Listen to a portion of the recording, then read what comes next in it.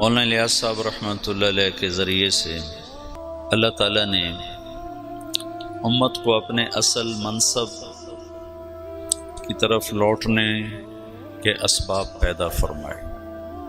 ایک زمانہ گزر گیا تھا، اپنے اصل جو فرض منصبی ہے لِتَكُونُوا شُهَدَاءَ عَلَى النَّاسِ، یہ کتنی واضح قرآن کی آیت۔ وَكَذَلِكَ جَعَلْنَاكُمْ أُمَّةً وَسَطًا لِتَكُونُوا شُهَدَاءَ عَلَى النَّاسِ۔ عام طور پہ اس کو شہداء علی الناس آخرت کے ساتھ جوڑ دیتے ہیں کہ قیامت کے دن تم لوگوں کے سامنے اس بات کی گواہی دو گے کہ نبیوں نے تیرا پیغام پہنچایا تھا۔ حالانکہ یہ ادھوری بات ہے، یہ آخرت مراد نہیں ہے یہاں صرف۔ لِتَكُونُوا شُهَدَاءَ وَسَطًا لِتَكُونُوا شُهَدَاءَ، وسط بمعنی واسطہ میں نے ترجمہ تمہیں بتایا تھا، پھر تفسیر طبری میں وہ مل گیا۔ میں نے جبوتی میں یہ امتن وسطہ کو بمعنی واسطہ کہا کہ تم واسطہ ہو بین الناس و بین اللہ تعالی، جیسے انبیاء واسطہ تھے بین الناس و بین اللہ تعالی۔ وہ واسطہ کی کیا شکل ہے؟ شہادت علی الناس، کہ دنیا کے انسانوں کو جا کر بتانا کہ لا الہ الا اللہ میں کامیابی۔ تو اس پر ڈاکٹر فوزی ہیں قطر کے بڑے فاضل آدمی، انہوں نے مجھے کہا کہ یہ تم نے کہاں سے بیان کیا؟ میں نے ان سے پوچھا لغت میں گنجائش ہے اس کی؟ کہنے لگے لغت میں تو بہت اچھی گنجائش ہے اور بہت خوبصورت ہے، لیکن چونکہ یہ قرآن ہے تو اس میں ایسی جرت نہیں کرنی چاہیے جب تک پیچھے سے کوئی اس کی تصدیق موجود نہ ہو۔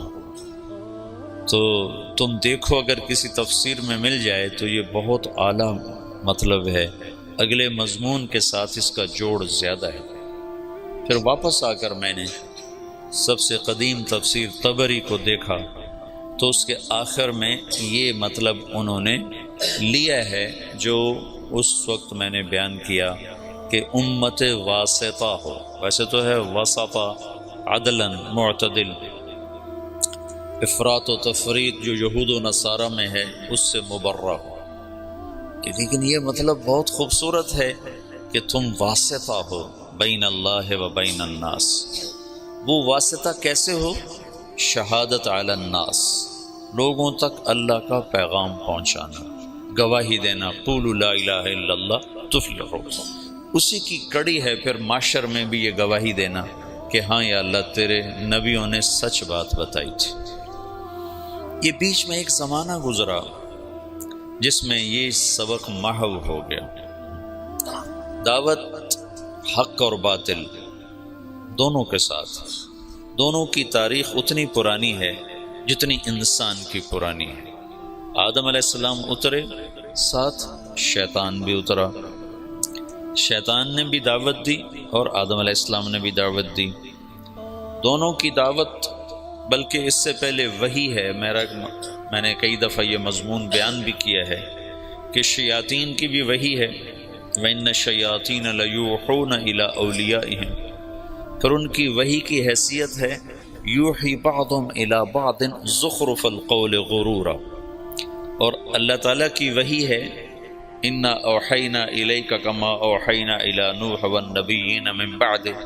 اس وحی کی کیفیت ہے بالحق انزلناہ بالحق نزل۔ شیطان کی وحی ہے زخرف القول غرورا، اور اللہ کی وحی ہے بالحق انزلناہ بالحق نزل۔ خود وہ اپنی ذات میں ذالکم اللہ ربکم الحق، پھر اس کا قول قولہ الحق، پھر اس کا نزول اور انزال دونوں حق، بالحق انزلناہ بالحق نزل، اور جس پر اترا ہے وہ بھی حق۔ وآمنوا بما نزل علی محمد وهو الحق من ربهم، تو ہوا کا مرجع محمد بھی بنتا ہے۔ تو حق سے اللہ کی وحی مزین ہے، اور زخرف القول غرورا سے شیطان کی جو وحی ہے وہ مدلس اور ملمع ہے۔ تو شیطان وحی سے شروع کرتا ہے، انبیاء اللہ بھی وحی سے شروع کرتا ہے، پھر شیطان داعی بن کے آتا ہے الا ان دعوتکم فاستجبتم لی، اور انبیاء بھی داعی بن کر آتے ہیں رب انی دعوت قومی لیلا و نہارا۔ تو یہ دونوں ایک دفعہ میں نے قرآن میں دیکھا تو ساتھ ساتھ یہ کڑیاں چلتی ہیں۔ پھر شیاطین کی دعوت میں بھی فنائیت ہے، ثم لآتینہم من بین ایدیہم ومن خلفہم وعن ایمانہم وعن شمائلہم، یہ فنائیت ہے کہ بالکل اپنے آپ کو جھونک دوں گا۔ اور انبیاء کی دعوت میں بھی فنا ہو جانا ہے، رب انی دعوت قومی لیلا و نہارا، اور لعلک باخع نفسک الا یکون مؤمنین، اور لعلک باخع نفسک علی آثارہم ان لم یؤمنوا بہذا الحدیث اسفا، اور فلا تذهب نفسک علیہم حسرات۔ یہ آیات بتاتی ہیں کہ انبیاء کیسے فنا ہو کر دعوت میں لگتے ہیں، شیطان بھی فنا ہو کے لگتے ہیں۔ بما اغویتنی لأزینن لهم فی الارض ولأغوینہم اجمعین، ایسی طاقتور تعبیر اپنی وہ اللہ تعالیٰ بتا رہا ہے، یہ یوں مجھ سے کہہ رہے ہیں۔ تو میدان میں چونکہ حق ایک معنوی چیز ہے، باطل بھی ایک معنوی چیز ہے، کیفیت ہے نا، میں کہتا ہوں اللہ ایک ہے، ایک کیفیت ہے، اور ایک کہتا ہے بارش کا اللہ اور ہے، اور سورج کا اللہ اور ہے، اور اولاد کا اللہ اور ہے، وہ بھی ایک کیفیت ہے۔ میں اللہ میں شریک ٹھہراتا ہوں، اللہ نہ کرے، اور ایک اللہ، میں اللہ کو واحد مانتا ہوں، یہ کیفیات ہیں۔ تو کیفیات کو وجود میں لانے کے لیے ڈنڈا نہیں ہوتا ہے، دعوت ہوتی ہے۔ کیفیات کو اندر میں اتارنے کے لیے طاقت نہیں ہے، دعوت ہے، ڈنڈا نہیں ہے، دعوت ہے۔ اکثر انبیاء فقراء ہیں، مساکین ہیں۔ تو یہ دعوت کا سلسلہ آدم علیہ السلام سے عیسیٰ علیہ السلام تک چلا ہے، لکل قوم ہاد وَإِن مِّنْ أُمَّةٍ إِلَّا خَلَا فِيهَا نَذِيرٌ، یہ عیسیٰ علیہ السلام تک یہ۔ ایک عورت آئی عیسیٰ علیہ السلام سے مسئلہ پوچھنے، تو فرمایا بنی اسرائیل سے ہو کا؟ نہیں۔ کہا اماں میں بنی اسرائیل کی گم شدہ بھیڑوں کو تلاش کرنے آیا ہوں، میں تمہارے لیے پیغام نہیں لایا۔ لکل قوم ہاد، جالینوس اور عیسیٰ علیہ السلام کا زمانہ ایک ہے۔ یہ جوارش جالینوس یہ یونانی تھا، مصر میں رہتا تھا، موحد تھا۔ اسے کسی نے کہا کہ ایلیا میں، یروشلم بیت المقدس جو آج کا نام ہے، فلسطین میں ایک حکیم ہے جو مردے زندہ کر دیتا ہے۔ تو جالینوس نے کہا وہ یقیناً نبی ہوگا، مردے زندہ کرنا کسی طبیب کا کام نہیں ہے۔ تو جالینوس کہ ذمہ ایمان لانا نہیں تھا عیسیٰ علیہ السلام پر، کہ وہ مصر میں ہے، بنی اسرائیل سے نہیں ہے، یونان سے ہے۔ لیکن جب اللہ نے ہمارے نبی کو بھیجا تو اللہ نے قانون بدل کر کہا تبارک الذی نزل الفرقان علی عبدہ لیکون للعالمین نذیرا وما ارسلناک الا کافۃ للناس بشیرا ونذیرا وما ارسلناک الا رحمۃ للعالمین قل یا ایھا الناس انی رسول اللہ الیکم جمیعا۔ یہ ساری آیات بتاتی ہیں کہ اللہ نے قانون بدلا، سارا عالم۔ اس لحاظ سے تو کسی بڑے طاقتور، لولا نزل هذا القرآن على رجل من القريتين عظیم، جو کہا تھا مکے والوں نے، آپ ملک شام میں پیدا ہوتے یا ایران میں پیدا ہوتے، یا تمدن ہے، تہذیب ہے، قوت ہے، کسی بادشاہ کے بیٹے بن کر پیدا ہوتے تاکہ بچپن سے قوت اور طاقت ہوتی۔ یتیمی کی انتہا، ماں 6 برس کی عمر میں گئی، باپ دیکھا ہی کوئی نہیں، 8 سال کی عمر میں دادے کو بھی اٹھا لیا، اور 8 سال کی عمر میں فقر کی وجہ سے بکریاں چرانا پیشہ بنا۔ لوگ دیکھتے تھے کہ آپ پہاڑوں سے بکریوں کو لے کے اتر رہے ہوتے تھے، نہ سر پہ کپڑا ہوتا تھا نہ پاؤں میں جوتا ہوتا تھا، ایسا فقر تھا۔ ابو طالب کے فقر کی وجہ سے بکریاں چرا، اور یہ آنے والے وقت کے سارے عالم کے نبی ہیں۔ تو اللہ تعالیٰ ابراہیم علیہ السلام کی دعا کو اب پورا فرما رہا ہے، ایک امت مسلمہ پیدا کر رہا ہے، ایک ان میں رسول کا، وَابْعَثْ فِيهِمْ رَسُولًا، وہ رسول بھی آ رہا ہے اب، اور امت بھی آ رہی ہے۔ اس امت کو اللہ تعالیٰ نے ایسی جگہ رکھا جہاں کوئی اور آ کے ان کے مزاج کو خراب نہ کرے، ان کی صفات کو خراب نہ کرے، ان کی زبان کو خراب نہ کرے، ان کی طبع جو فطرت ہے اسے خراب نہ کرے۔ ایک ہے بگاڑ، وہ ایسا تھا جیسے ہیرے کے اوپر مٹی آ جائے۔ 4000 سال کسی تہذیب کو اندر نہیں جانے دیا۔ سعودی عرب دنیا کا واحد ملک ہے جس میں دریا کوئی نہیں، یہ واحد ملک ہے اکیلا پوری دنیا کے نقشے میں، یہ واحد ملک ہے جس میں دریا کوئی نہیں، ورنہ ہر ملک میں دریا ہے۔ جو ملک اتنا، ویسے تو اب اتنے سے جزیرے کو بھی ملک کہتے ہیں، مالدیپ کو بھی ملک کہتے ہیں، جن کا سب سے بڑا جزیرہ ٹوٹل 11 میل کا ہے، 11 کلومیٹر کا ہے، جو ان کا مالے دارالحکومت ہے، اس کا نام ہے مالے، تو اس کا ٹوٹل رقبہ 11 کلومیٹر ہے، 11 کلومیٹر اس میں ختم ہو جاتا ہے۔ اور اس کے دائیں بائیں چھوٹے چھوٹے اور جزیرے ہیں، کوئی 2500 کے قریب، کوئی آدھے کلومیٹر کا، کوئی 1 کلومیٹر کا۔ ملک جسے ملک کہتے ہیں اس میں صرف سعودی عرب ایسا ملک ہے جس میں دریا کوئی، اور یہ جزیرۃ العرب ہے، یہ واحد جزیرۃ العرب ہے جس میں بارش نہیں ہوتی۔ جزیرۃ العرب کا مطلب اس کے 3 طرف سمندر ہے، 3 طرف۔ جس ملک کے 3 طرف سمندر ہو وہ مسلسل بارشوں کی زد میں ہوتا ہے، مسلسل۔ تو آپ سعودی عرب کا نقشہ اٹھا کر دیکھو تو خلیج عقبہ، بحیرہ احمر، اور نیچے بحیرہ عرب، اور 3 طرف کے سمندر کے باوجود سعودی عرب میں سال سال گزر جاتا ہے، بارش کا قطرہ نہیں گرتا۔ بیچارے حرمین والے استسقاء پڑھ رہے ہوتے ہیں اور نماز کے اندر دعا مانگ رہے ہوتے ہیں۔ وہ میں نے یہ دیکھا جب بھی میں گیا ہوں حرم میں اور انہوں نے دعا کے لیے ہاتھ اٹھائے ہیں بارش کی، تو اللہ نے بارش ضرور کی۔ اچھا یہاں بارش کیوں نہیں ہوتی؟ 3 طرف سے سمندر ہو اور بارش نہ ہو، یہ کیا چکر ہے؟ تو اللہ تعالیٰ نے سعودی عرب کے پہاڑوں کو اس طرح رکھا ہے ترتیب کے ساتھ کہ مونسون ہواؤں کے لیے وہ رکاوٹ بن گئے ہیں، ہواؤں کے لیے رکاوٹ بن گئے۔ پہاڑوں والجبال ارساہا، پہاڑ کوئی عربوں نے تو نہیں لگائے تھے، اللہ نے ان کو اس ترتیب سے لگایا ہے۔ جو ارضیات کے ماہر ہیں، جیولوجی جس کو کہتے ہیں، جو ارضیات کے ماہر ہیں، وہ یہ کہتے ہیں کہ یہ عجب بات ہے، جزیرہ ہے، 3 طرف سے سمندر ہے، اوپر جا کر اتنا سا ٹکڑا اردن کے ساتھ ملتا ہے، خشکی والا، یوں سمندر جاتا ہے عراق کے ساتھ جا کر، اس طرف سے جاتا ہے، اس طرف سے جاتا ہے، اور پھر بارش نہیں ہوتی کہ پہاڑ اللہ نے اس طرح لگائے ہیں کہ مونسون ہواؤں کے لیے پہاڑ رکاوٹ بن گئے، تو ہواؤں کا رخ پھیر دیتے ہیں پہاڑ۔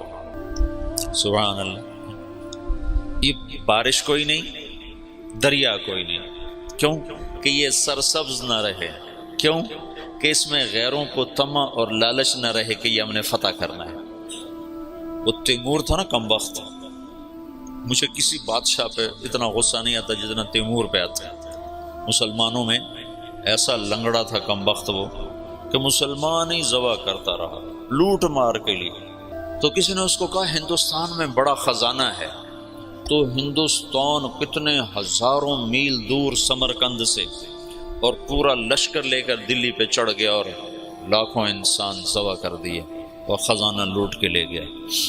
غیروں کو طمع نہ ہو کہ کوئی اور قوم اس میں آئے اور ان کے ساتھ رہنا شروع کرے اور ان کے مزاج خراب ہو جائیں، اور ان کی اپنی اصل فطرت اور ان کی جو عادت ہے اور جو ابراہیم نے جو بیج بویا ہے اس میں کوئی اور پیوند نہ لگ جائے۔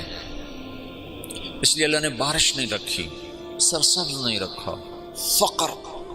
لہذا حدود کے اوپر سلطنتیں قائم کی۔ ایران نے ہیرا کو قابو کیا اور نصارہ نے یمن کو قابو کیا، لیکن جو اندر ہے وہ 4000 سال ایسے، یہ جو بیج بنتا ہے نا، بیج، کپاس کا بیج، گندم کا بیج، اس کو 10 سال لگتے ہیں۔ پہلے اس کو اگاتے ہیں، پھر اس کے ساتھ ایک اور کو اس کے ساتھ پیوند کرتے ہیں، پھر اس میں سے بیج آتا ہے، پھر اس کو اگاتے ہیں، پھر اس کے ساتھ دوسرا پیوند کرتے ہیں، پھر اس کو نکالتے ہیں، پھر اس کے ساتھ دوسرا لگاتے ہیں۔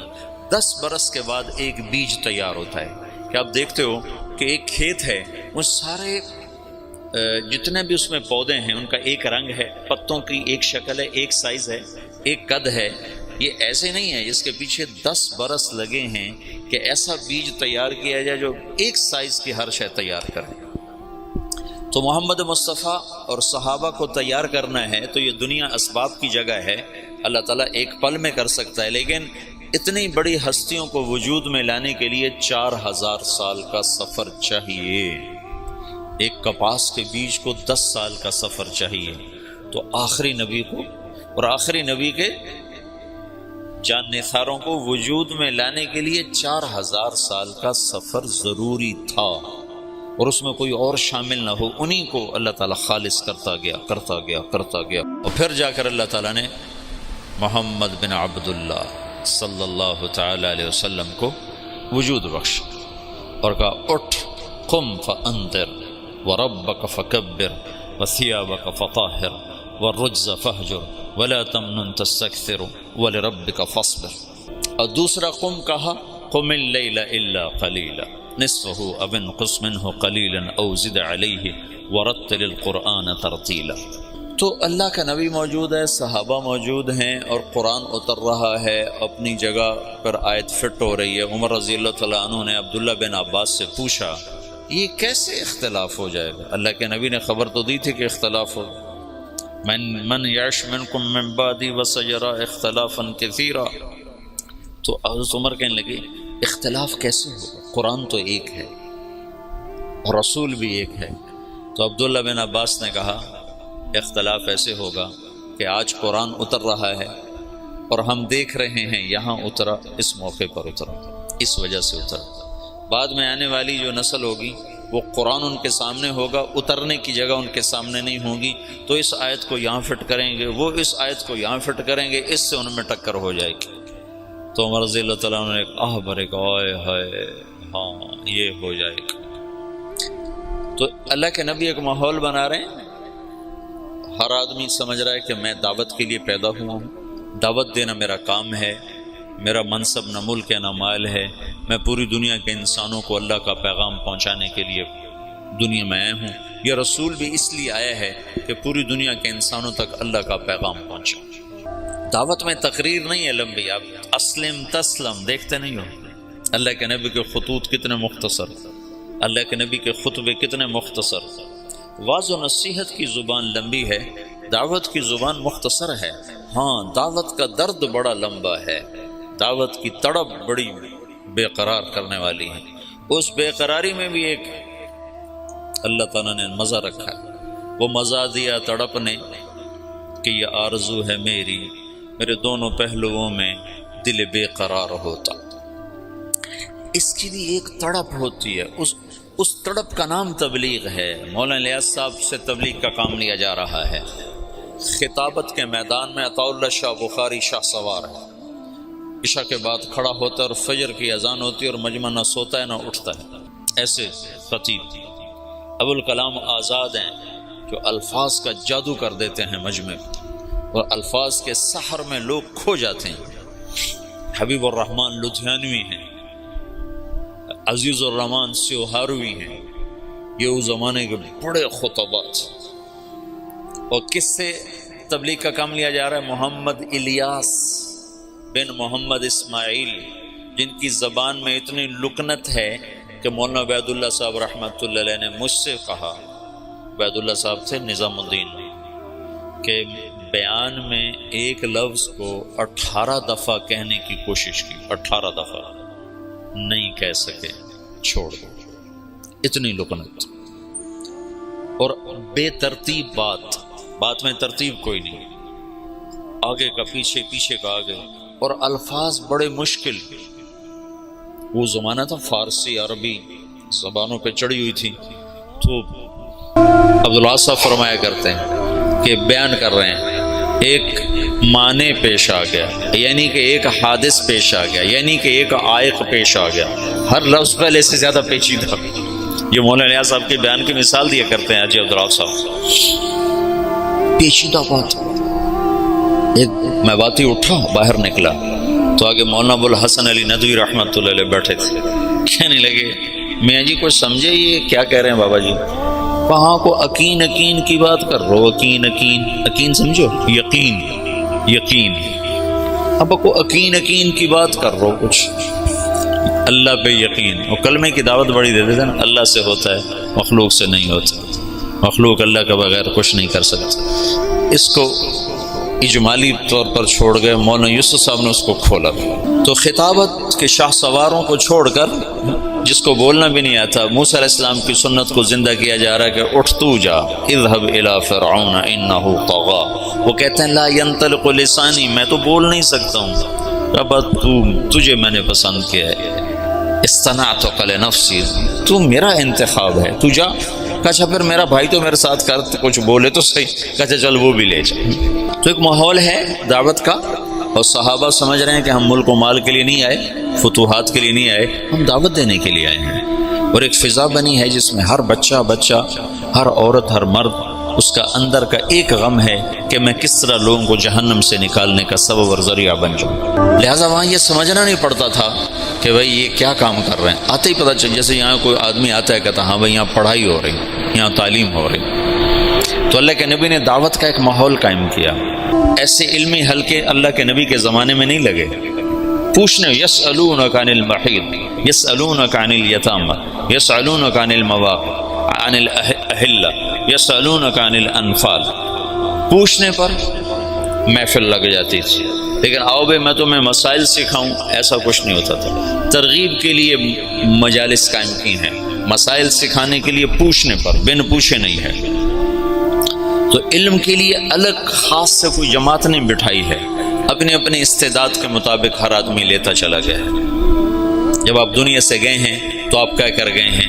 ان اللہ بعثنی کافۃ للناس رحمۃ فأدوا عنی، اور اب حجۃ الوداع میں کیا کر گئے ہیں؟ فلیبلغ الشاہد الغائب، میرا پیغام غائبین تک پہنچانا میری امت کے ذمے ہے۔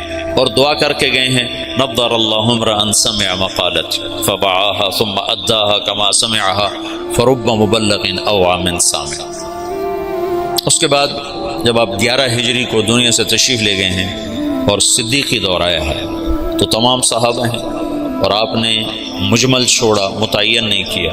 تاریخ الخلفاء میں ایک روایت ہے کہ صحابہ نے کہا یا رسول اللہ استخلف، کسی کو آپ اپنا نائب متعین فرمائیں۔ کہا نہیں، میں نہیں کروں گا، اگر میرے کرنے کے بعد تم اس کی نافرمانی کرو گے تو تم پہ اللہ کا عذاب آئے گا۔ یہ حکمت بتائی۔ دوسرا، اللہ کی تقدیر پہ راضی ہونا، کہ اختلاف ہونا تھا تو اللہ کی تقدیر پہ راضی ہو کے چپ کر کے چلے گئے۔ انصار کی بہت بڑی قربانی ہے اس موقع پر۔ جب آپ کا انتقال ہوا ہے تو آپ کی طبیعت پہلے ٹھیک ہو چکی تھی، ابوبکر چلے گئے حوالی، اور پیچھے صرف ازواج مطہرات ہیں۔ آپ کے انتقال پر وہ وہاں سے آئے ہیں اور افراتفری مچی ہے، رونا دھونا مچا ہے۔ مدینے میں انصار میں منافقین کی تعداد آپ کی وفات تک موجود رہی ہے، یہ تو معلوم ہے نا۔ اور وہ اللہ کے نبی کو پتہ تھا یا حضرت حذیفہ کو پتہ تھا، اور کسی کو نہیں پتہ تھا۔ اور ہوئی بات اثر کرتی ہے۔ مجھے تحقیق نہیں ہے لیکن میرا وجدان ہے، جو کچھ میں نے پڑھا بار بار، کہ وہ جو سقیفہ تو بنی ساعدہ کا قصہ ہوا، اس کے موجد منافق ہوں گے، تو کسی کو پتہ ہی نہیں ہے کہ یہ منافق ہے، یہ منافق ہے، تو ہر ایک کو مسلمان سمجھ رہے ہیں۔ تو انہوں نے یہ شوشہ چھوڑا ہوگا۔ پھر اس کے جیسے افق کے واقعے کو چلانے والا عبداللہ بن ابی، لیکن حسان بن ثابت اس میں پھنس گئے، اور مصطح بن اثال اس میں پھنس گئے، اور حمنہ بنت جحش رضی اللہ تعالیٰ عنہ، یہ 3 مخلصین اس کی لپیٹ میں آ گئے، اور ان کو بعد میں حد لگی، منافقین کو چھوڑ دیا گیا۔ تو آپ کے انتقال کے بعد سارے لوگ مسجد میں جمع ہیں، انصار جمع ہو گئے بنو ساعدہ کے ڈیرے پر، بیٹھنے کی جگہ۔ آج کل وہاں ایک باغیچہ بنا ہوا ہے، قبلہ جنوب میں ہے، قبلہ وہاں سے یہ جنوب ہے نا، جنوب میں ہے، تو قبلہ کے اس طرف چھوٹا سا باغیچہ بنا ہوا ہے، اب بھی ہے، وہ سقیفۃ بنی ساعدہ، بنو ساعدہ کا ڈیرا تھا۔ وہاں جو لوگ جمع ہوئے، آج تک یہ مجمل ہے، کیسے جمع ہوئے، کس نے دعوت چلائی، کس نے جمع کیا۔ جتنی تاریخ میں نے مطلب دین کو تھوڑا پڑھا ہے، تاریخ کو زیادہ پڑھا ہے، تو کسی کتاب میں یہ نہیں ملا کہ کون جمع کرنے کا سبب بنا، لیکن تسلسل سے پڑھنے سے میرا ایک تاثر بنا ہے کہ یہ تحریک منافقین نے چلائی ہوگی پھوٹ ڈالنے کی اور توڑ پیدا کرنے کی۔ تو انہیں سعد بن عبادہ رضی اللہ تعالیٰ عنہ کو تیار کر لیا کہ یہ امیر ہوگا، اب یہ امیر ہوگا۔ تو یہ آپس میں وہ باتیں کر رہے ہیں۔ محرک اس کے یقیناً آخرت میں تو بھید کھل جائے گا انشاءاللہ، مجھے یقین ہے آخرت میں وہ مجرم سامنے آئیں گے کہ منافق ہی تھے جنہوں نے یہ ساری اسکیم چلائی، اور صحابہ کو اس میں استعمال کر لیا کہ وہ بشر تھے، خطا سے پاک نہیں تھے، معصوم عن الخطا نہیں تھے۔ تو ابوبکر کے پاس ایک آدمی نے، تو ادھر بیٹھا، اور وہاں امت کے توڑنے کا نظام بن چکا ہے۔ تو ابوبکر رضی اللہ عنہ اور عمر رضی اللہ تعالیٰ عنہ، ابو عبیدہ رضی اللہ تعالیٰ عنہ، یہ تین حضرات نے دوڑ لگائی، ایسی افراتفری میں گئے۔ اس وقت غسل شروع تھا، حضرت علی ادھر مشغول تھے، اور وہاں وہ اس کے لیے جا ہی نہیں رہے کہ مجھے خلیفہ بنایا جائے، تو اس فتنے کو دبانا چاہتے ہیں۔ وہاں پہنچے تو سعد بن عبادہ نے چادر اڑی ہوئی ہے، وہ بیمار سے تھے، اور وہاں بادشاہ لے کہ اب امارت ہماری چلی، ہم اللہ کے نبی کے انصار ہیں، ہم نے آپ کو ٹھکانہ دیا، ہم نے آپ کو مشکل وقت میں ساتھ دیا، ہم وہ تھے جو مشقت میں آگے اور راحت میں پیچھے، لہذا امیر ہمارا ہوگا۔ تو عمر رضی اللہ تعالیٰ عنہ پہلے بولنے لگے، ان کا میں نے ایک سوچا کہ میں بات کرتا ہوں، تو ابوبکر صدیق نے مجھے روک دے کر بیٹھ جاؤ، اور ابوبکر رضی اللہ تعالیٰ عنہ کھڑے ہوئے نا۔ اس سے پہلے حباب بن، جب ابوبکر رضی اللہ تعالیٰ عنہ کھڑے ہوئے، ان کا دیکھو تم نے سنا تھا نا کہ اللہ کے نبی نے کہا تھا الائمۃ من قریش، خلافت قریش کے پاس رہے گی، عرب جس کے سامنے سر جھکاتا ہے وہ صرف قبیلہ قریش ہے اور کوئی نہیں ہے۔ تو حباب بن منذر رضی اللہ تعالیٰ عنہ وہ شخص ہیں جنہوں نے بدر میں رائے دی تھی کہ خیمے ادھر سے اکھاڑ کے ادھر لگائیں، تو جبریل نے آ کر کہا تھا کہ اللہ تعالیٰ فرما رہے ہیں کہ حباب کی رائے پہ عمل کیا جائے۔ ہر انسان ہر وقت ایک حال پہ نہیں رہتا ہے، یا تو ایسی بڑی رائے دی کہ اللہ نے کہا کہ حباب کی رائے پہ عمل کیا جائے، یا ایسی رائے دی کہ توڑ دینے والا نظام بن جائے۔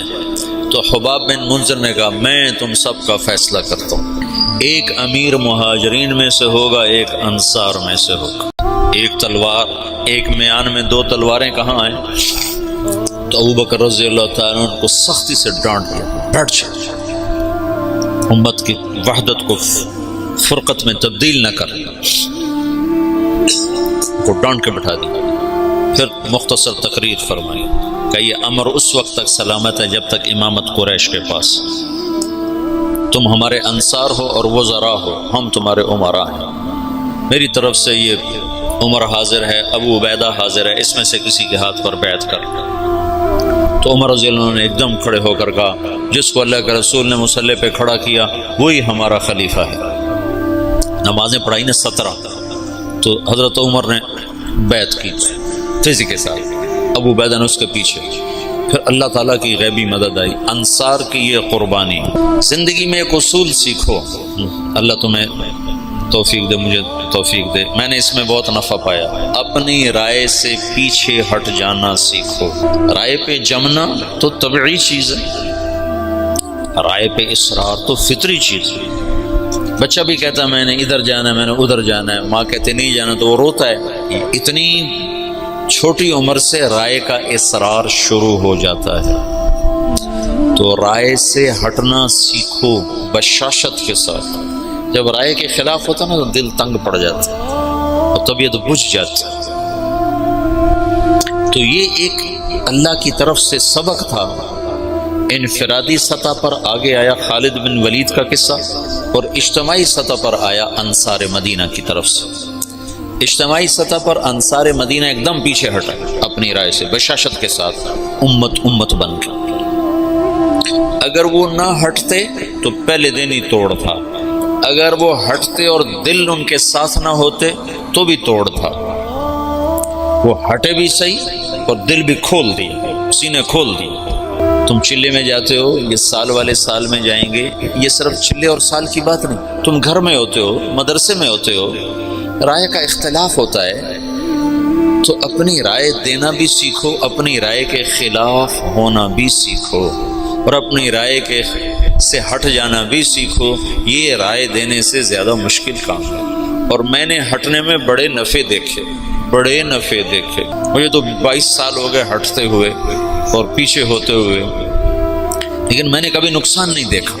اجتماعی سطح پر انصار مدینہ اور انفرادی سطح پر خالد بن ولید، یہ بھی دنیا کی تاریخ کا منفرد واقعہ ہے کہ جرموک کی جنگ میں سالار کے سر کے اوپر جھنڈا ہے اور حضرت عمر کا خط آتا ہے کہ خالد کو معزول کر دیا جائے اور ابو عبیدہ کو امیر بنا دیا جائے، اور وہ کہتے ہیں تم گواہ رہو، میں آج کے بعد کوئی منصب قبول نہ کروں گا اور پہلے سے زیادہ محنت کر کے دکھاؤں گا، اور اگر میں عمر کے لیے لڑتا تو آج میں گھر چلا جاتا، تو میں اللہ کے لیے کر رہا ہوں، تم گواہ رہو۔ خالد بن ولید پہلے انتقال کر، عمر رضی اللہ عنہ بعد میں فوت۔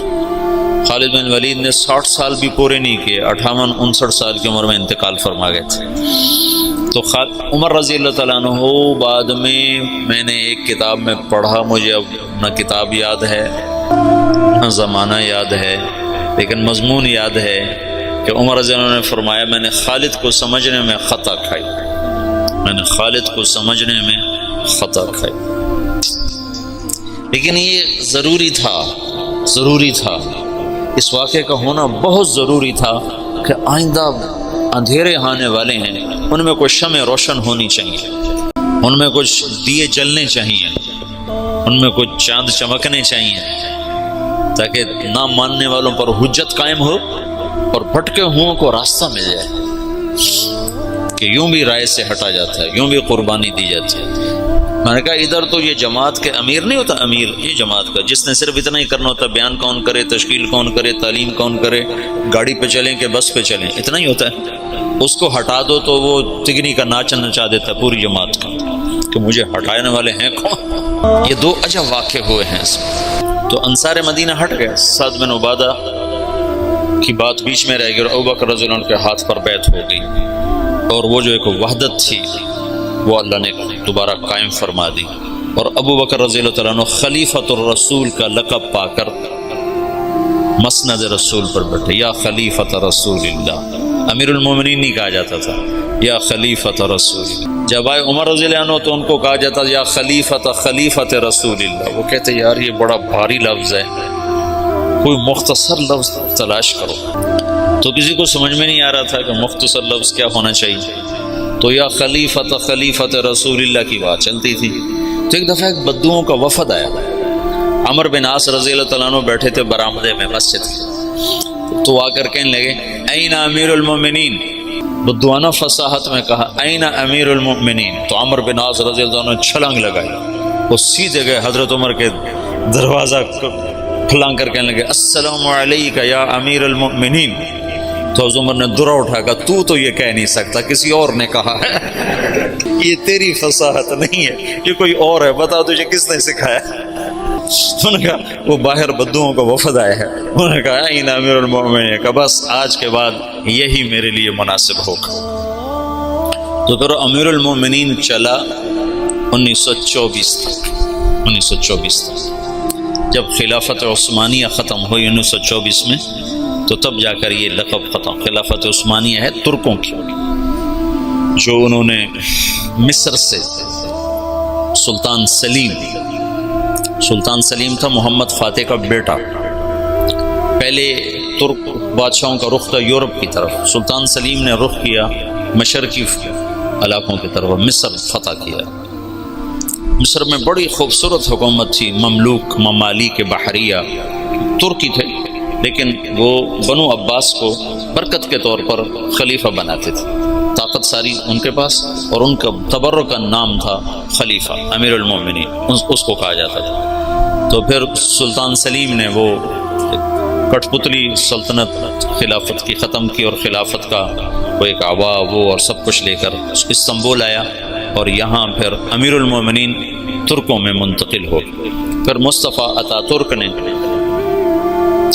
جب پہلی جنگ عظیم کے بعد اسے ختم کیا، آخری جو خلیفہ تھا وہ سلطان عبد الحمید تھا، اور عبد الحمید کے باپ عبد المجید نے یہ مسجد نبوی بنائی اور حرم بنایا، جو پرانا، اب تو پرانا ہو گیا، لیکن اس وقت کے لحاظ سے یہ بہت بڑا حرم تھا مسجد نبوی کا اور مکے کا۔ خلافت صدیقی کا جو پہلا سال ہے وہ فتنوں کی نظر ہو گیا کہ لوگ مرتد ہو گئے، عرب مرتد ہو گئے، پھر ان کو واپس لانے میں ایک وقت لگا۔ پھر 1 سال کے بعد ابوبکر رضی اللہ تعالیٰ عنہ نے کبھی اللہ کے نبی نے ہمیں ذمہ کیا تھا کہ میرا پیغام آگے پہنچاؤ، تو اب تم لوگ نکلو۔ جرف میں آ کر قافلے جمع ہونے شروع ہوئے صحابہ کی، تو جب وہ ان کو روانہ کرنے کے لیے تشریف لائے تو کہنے لگے یہ تھوڑے ہیں، بہت بڑی مہم ہے، آدمی کون مہیا کرے گا؟ تو انس رضی اللہ تعالیٰ نے کہا میں حاضر ہوں، تو انہیں سارے عرب کا چکر لگایا، تو پھر کوئی 1,00,000 کے قریب عرب کٹھے ہوئے، صحابہ بھی تابعین بھی، اور ان کو 6 حصوں میں تقسیم کیا۔ 4 لشکر بھیجے شام، 2 بھیجے عراق، خالد بن ولید اور مثنى بن حارثہ کو بھیجا عراق، اور یزید بن ابی سفیان ان کو دمشق کی طرف، ابو عبیدہ بن جراح کو حمص کی طرف، عمرو بن عاص کو فلسطین کی طرف، اور شرحبیل بن حسن ان کو شام کی طرف۔ یہ 4 لشکر ادھر اور 2 لشکر عراق کی طرف۔ یہ جو جانے والے ہیں ان کے سامنے صرف دعوت ہے اور کچھ نہیں، جو بھیجنے والے ہیں ان کے سامنے صرف دعوت ہے اور کچھ نہیں، کہ ہم لوگوں کو قتل کرنے نہیں جا رہے، ان کا ملک چھیننے نہیں جا رہے، ان کو اللہ کا پیغام سنانے جا رہے۔ پھر یہ ریلا اٹھا ہے، خلافت راشدہ میں دعوت کا نظام مکمل چلا۔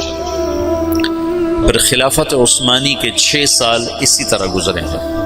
6 سال کے بعد وہ وَسَّيَرَا اختلافاً کثیرا، اختلاف کا سلسلہ شروع ہوا، جس کی آخری کڑی عثمان رضی اللہ تعالیٰ عنہ کی شہادت ہے۔ مسجد قباء میں کھڑے ہو، قبلے کی طرف منہ کرو، تو سیدھے ہاتھ ایک میدان اب بن گیا ہے، کھجوریں لگیں، یہاں کنواں ہوتا تھا، اس کا نام تھا عریس۔ تو اللہ کے نبی کی انگوٹھی منتقل ہوئی ابو بکر کی طرف، پھر ہوئی عمر کی طرف، پھر ہوئی عثمان کی طرف۔ عثمان رضی اللہ تعالیٰ عنہ بیر عریس پر کھڑے ہیں، وضو کرنے لگے تو خادم کو انگوٹھی پکڑائی، اس نے یوں ہاتھ کیا، انہیں ایسے رکھی، اس کے ہاتھ سے پھسلی اور کنویں میں چلی گئی۔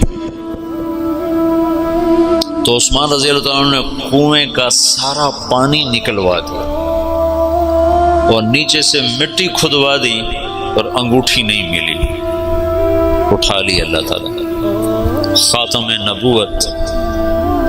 میں نے وہ کنواں فوٹو میں دیکھا ہے، ویسے نہیں دیکھا، چھوٹا سا کنواں، اور اس میں پانی بھی اتنا زیادہ نہیں ہوتا تھا، عرب کے کنویں میں تھوڑا سا پانی ہوتا تھا۔ سارا ڈھونڈ مارا، انگوٹھی نہیں۔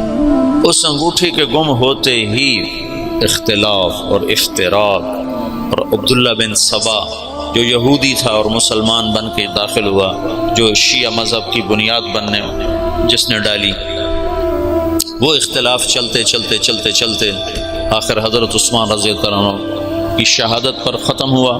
اللہ کے نبی نے حضرت عثمان سے فرمایا تھا، میرے بعد تجھ سے خلافت کی کرتے کو اتارنے کے لیے کہا جائے گا، تم نے کرتا نہیں اتارنا، شہادت کو قبول کرنا ہے، ورنہ تیرا میرا آخرت میں جوڑ نہیں ہو سکے گا، مجھ سے مل نہ پاؤ گے۔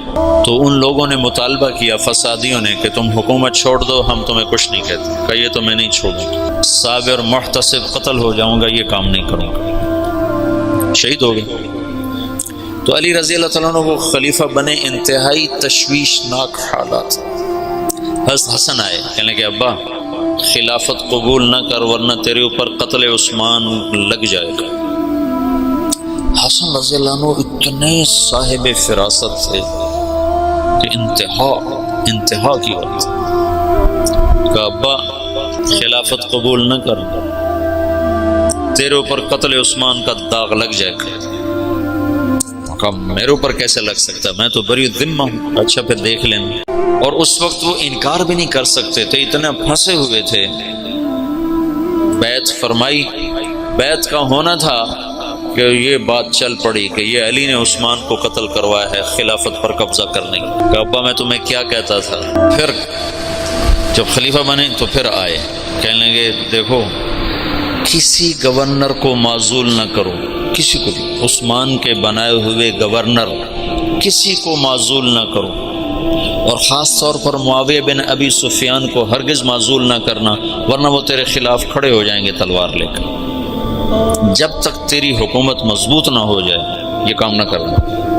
لیکن حضرت علی رضی اللہ تعالیٰ عنہ بڑی بے بسی کی زندگی گزاری، یقین مانو علی شاہ ولی اللہ تو حضرت علی رضی اللہ عنہ کو ابو بکر پر بھی فضیلت دینے کی طرف مائل ہو گئے تھے، اور جو پہلے محدثین کے راویوں میں آتا نا فیہ التشیع، وہ شیعہ یہ نہیں جو آج کا شیعہ، وہ شیعہ یہ تھا کہ بہت سے بڑے بڑے علماء نے حضرت علی کو فضیلت دی ہے۔ عبد الرزاق جو مصنف عبد الرزاق جو مشہور کتاب ہے، تو ایسے بہت سے بڑے بڑے علماء نے حضرت علی کو فضیلت دی ہے باقی تین پر، جو ان پر دکھ گزرے ہیں، جو درد بری کہانی ہے، عجب داستان۔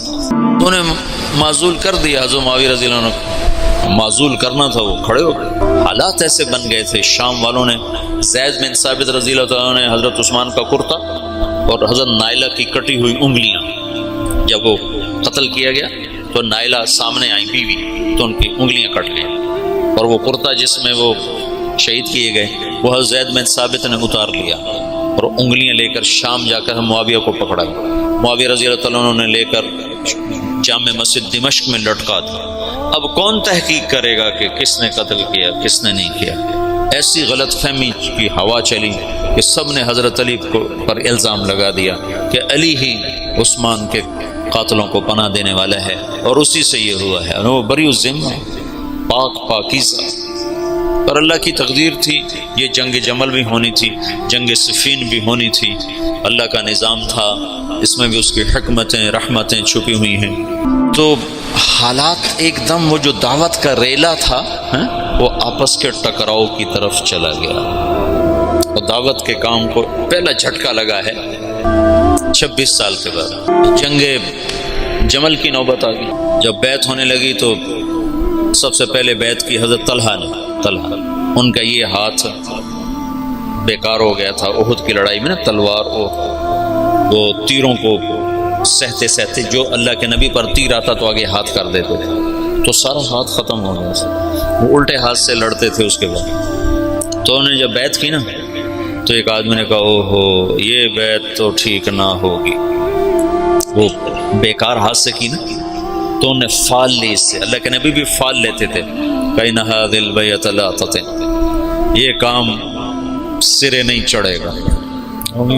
4 سال دکھ سہتے سہتے آخر شہید ہو، اتنے دکھی ہو گئے تھے آخری دنوں میں حضرت علی کہ اپنی یوں داڑھی پکڑ کے کہتے تو کب رنگین ہو، تو کب رنگین ہو، کیونکہ اللہ کے نبی نے کہا تھا علی تو اس وقت تک نہیں مر سکتا جب تک تیری داڑھی تیرے خون سے رنگین نہ ہو جائے، تیرے سر کے خون سے رنگین نہ ہو جائے۔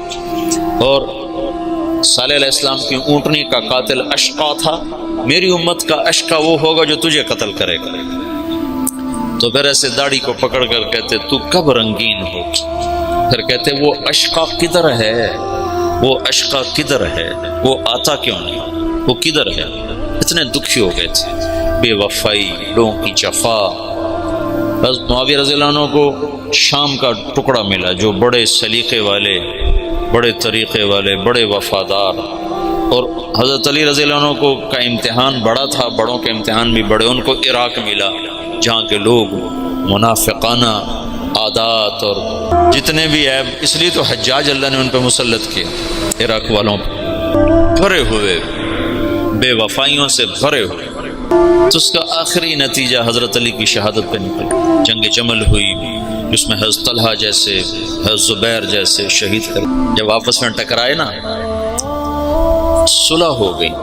لیکن جو لوگ عبداللہ بن سبا کے ساتھی تھے، میں تمہیں تفصیل تو نہیں بتا رہا، صرف اشارے کر رہا ہوں، تبلیغ کا تھوڑا سا پس منظر بتانا چاہتا، دعوت کی تاریخ بتانا چاہتا ہوں کہ جب تم چھٹیوں میں جاؤ تو بشاشت سے جاؤ، ہمارے ڈنڈے کی وجہ سے نہ جاؤ۔ جو ڈنڈے کی وجہ سے جاتے ہیں وہ موبائل سے کھیلتے رہتے ہیں، ادھر تعلیم ہوتی ہے، ادھر وہ موبائل سے کھیل رہے ہوتے ہیں، ادھر گشتور ہوتا ہے، ادھر وہ اپنے اخبار بیٹھے پڑھ رہے ہوتے ہیں۔ تو ایسا چلہ مجھے نہیں چاہیے، گھر چلے جاؤ زیادہ بہتر ہے۔ میں چاہتا ہوں تم بشاشت کے ساتھ اللہ کی راہ میں نکلو کہ تمہیں فائدہ تو ہو، تمہیں نفع تو ہو، اپنے نفس کے ہاتھوں نہ مارے جاؤ، یہ ہماری وجہ سے نہ تم ایسے ہی علی رغم انف نہ جاؤ، بے بشاشت القلوب جاؤ۔ جب صلح ہو گئی تو رات کو انہوں نے طے کیا کہ آدھے ادھر حملہ کر دو، آدھے ادھر حملہ کر دو، جو بیچ میں فسادی تھی۔ تو تہجد کے وقت آدھے لوگوں نے حضرت علی پہ حملہ کر دیا، آدھوں نے حضرت زبیر حضرت عائشہ کے لشکر پہ حملہ کر دیا، اور دونوں طرف شور مچا دیا۔ علی نے حملہ کر دیا، انہوں نے کہا زبیر نے حملہ کر دیا، تو علی کہنے لگے او ہو آئے ہائے۔ حضرت حسن جب نکلنے لگے نا اس کے لیے عراق کے لیے، تو حضرت حسن نے کہا بابا مت نکلو ورنہ تمہاری جنگ ہو جائے گی۔ کہا میرے ہوتے ہوئے کیسے ہوگی؟ کہا ہو جائے گی دیکھ لینا، نہ جا، مدینہ نہ چھوڑ، مدینہ نہ چھوڑ، تقدیر غالب آئی۔ جب جنگ ہو گئی تو پھر حضرت حسن سے کہا بیٹا کاش میں تیری بات مان لیتا، اور ہے کاش میں آج سے 20 سال پہلے مر گیا ہوتا اور یہ دن میں نہ دیکھتا۔ چھوڑ گئی جنگ۔ پھر جب تلواریں چنگاریاں برسانے لگیں تو حضرت علی نے زور سے آواز لگائی این زبیر ابن العوام۔ زبیر نے کہا میں ہوں، کہ میرے سامنے آ۔ اللہ اکبر، عشرہ مبشرہ آمنے سامنے۔ تو کہا تمہیں وہ دن یاد ہے جب تو اور میں مسجد میں اکٹھے آئے تھے، ہاتھوں میں ہاتھ دیے پکڑے ہوئے تھے، لیے ہوئے تھے، اور اللہ کے نبی نے تم سے پوچھا تھا تمہیں علی سے محبت ہے؟ تو تم نے کہا تھا ہے۔ تو اللہ کے نبی نے کہا تھا ایک دن آئے گا تو اس کے خلاف تلوار اٹھائے گا اور تو اس وقت حق پہ نہیں ہوگا۔ کہا یاد ہے؟ ہاں یاد آ گیا۔ کہا تو میرے خلاف تلوار اٹھاتا؟ میں تلوار ایسے ڈالی، گھوڑے کو واپس موڑ۔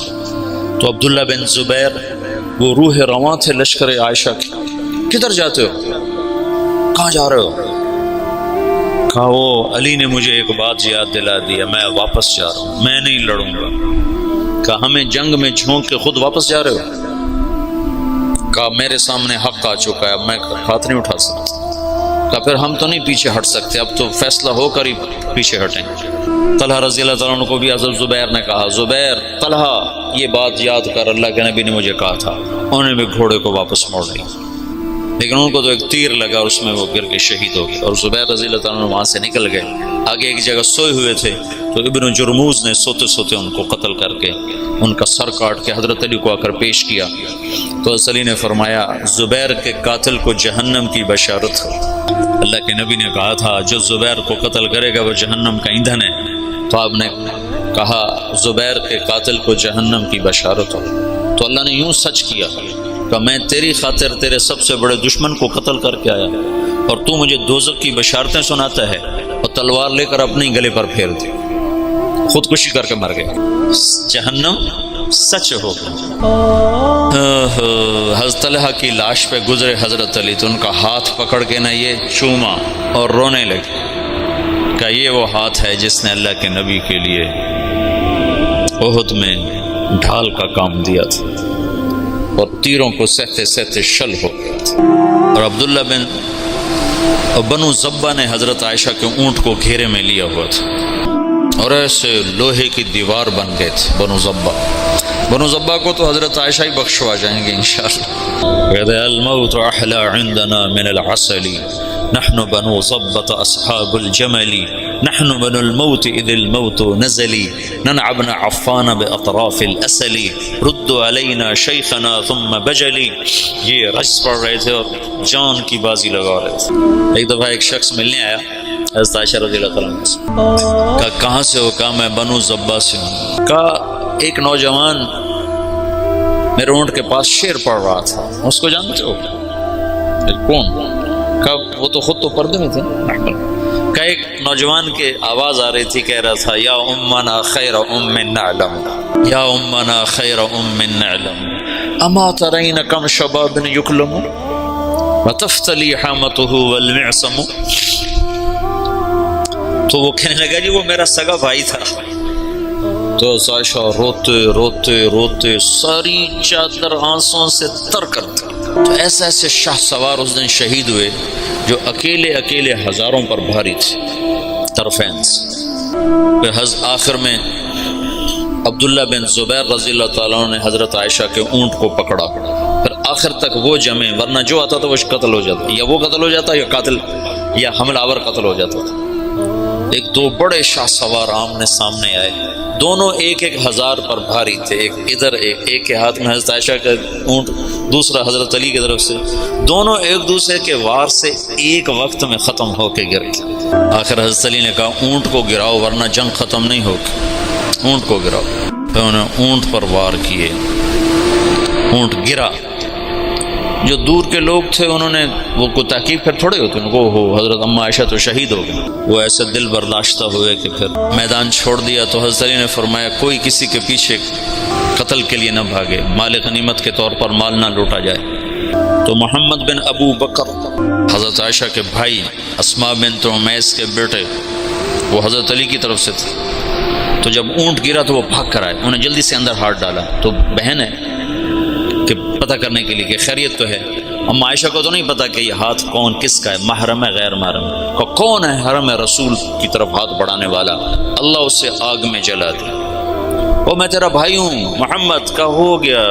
جب مصر پر حضرت معاویہ رضی اللہ تعالیٰ نے چڑھائی کی تو اس وقت محمد بن ابی بکر یہ مصر کے گورنر تھے حضرت علی کی طرف سے، تو ان کو شکست ہوئی اور یہ بھاگے اور پھر پکڑے گئے۔